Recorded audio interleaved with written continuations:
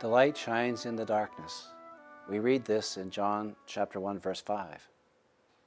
Jesus, the light of the world, casts his light into our doubt-filled darkness.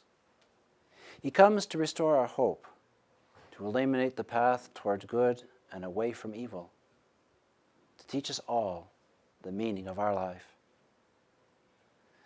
Just as in the natural world, sunshine brings joy, so too in the spiritual world, light from Jesus, you might call it S-O-N shine, sunshine, brings joy. Since the beginning of this year's Advent season, the Canadian Catholic Church has been using a revised set of prayers at Mass. This is the first revision in close to 40 years. The new Roman Missal is now the norm in English. In a year or two, a new French version will come into effect. In this period of adjustment, I invite you all to discover with a fresh eye the prayers of our faith. And the Word became flesh is the climax to the prologue of St. John's Gospel, chapter 1, verse 14.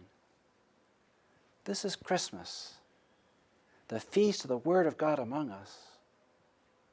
You see, the Word of God has been bearing fruit in Ottawa from the time that we became an archdiocese 125 years ago.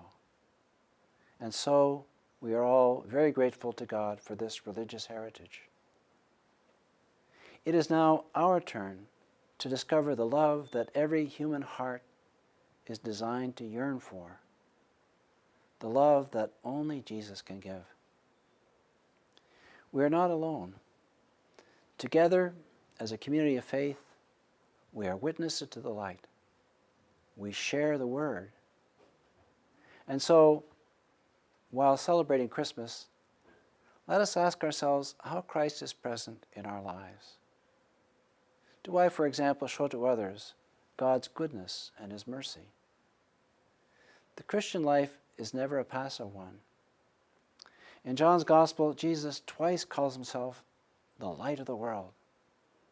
But the second time, in chapter 9, He qualifies it, saying, "While I am in the world, I am the light of the world."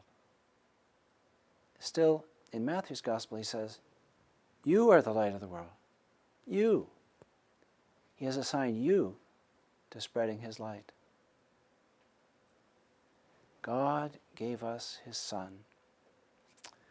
How should we give back to God in return? For this Christmas season, I make 3 wishes. First, may the light of Christ shine in our darkness. Second, may the Word of God become visible in our lives. And thirdly, may we become beacons of hope to the people around us. Long ago, Mary and Joseph welcomed fully their son, Jesus, the Son of God.